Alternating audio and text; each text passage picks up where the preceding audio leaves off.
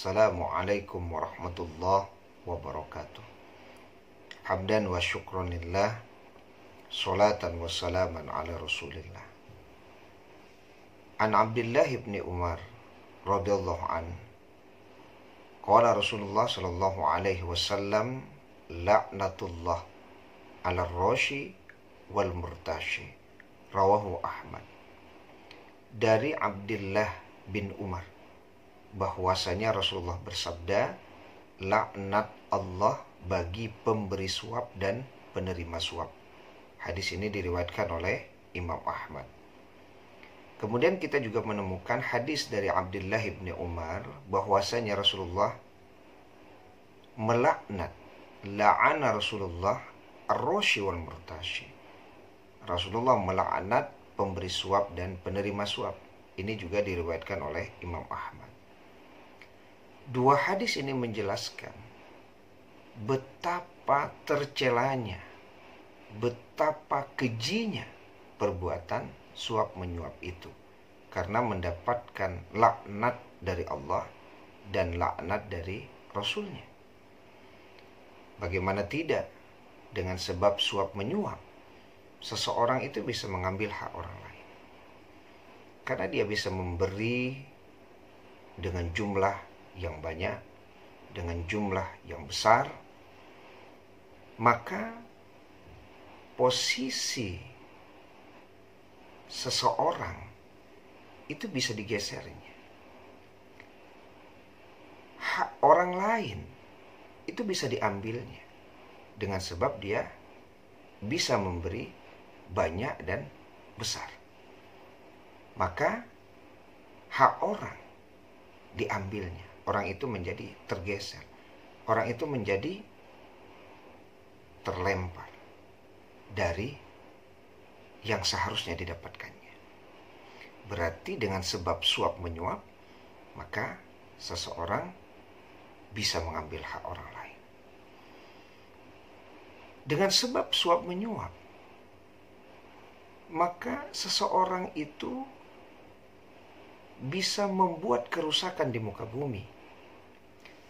Sebab ketika terjadi suap menyuap, maka boleh jadi seseorang itu berada di tempat yang dia sendiri tidak memiliki kemampuan, tapi dia punya modal ya, untuk memberi sejumlah uang. Sehingga akhirnya apa?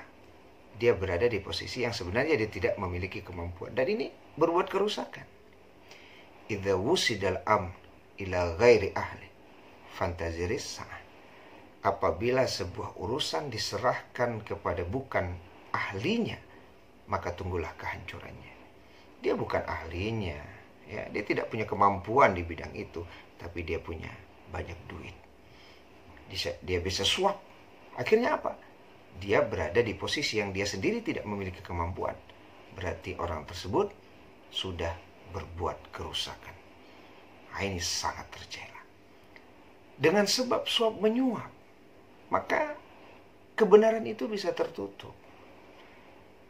Seorang hakim yang tahu betul bahwasannya persoalan itu tidak benar, tapi dengan sebab ada orang membawa sejumlah uang ya, yang banyak ya, kemudian bilang ini baru poskotnya saja nih Pak Hakim, kalau perkara ini bisa menang, maka akan ada sejumlah yang lebih besar daripada ini untuk Bapak. Akhirnya apa?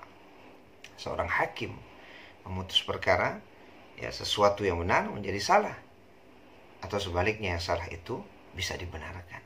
Jadi dengan sebab suap menyuap, maka tertutup kebenaran. Sama dengan halnya ketika kita memilih wakil kita. Kalau di situ ada suap menyuap, maka dia bisa tertutup kebenaran. Orang yang tidak memiliki kemampuan, tapi dia punya modal, bisa memberi dia. Akhirnya orang yang diberi, ya, dengan sebab pemberian itu, maka dia tidak peduli orang itu benar atau tidak. Yang penting dia sudah menerima sejumlah uang. Yang penting dia sudah menerima bantuan dari orang yang akan maju sebagai wakil rakyat itu. Ya. Akhirnya apa? Ya, taimpi lidah gitu. Ya, balik. Bare ko lah tigo karuang lo tigo ke rumah. Tak mungkin lo mau tak memilihinya. Akhirnya apa? Dengan sebab suap menyuap tertutup kebenaran. Maka yang muncul itu bisa jadi adalah orang-orang yang tidak benar, orang-orang yang tidak memiliki kemampuan, tapi ya punya modal yang cukup, punya modal yang banyak.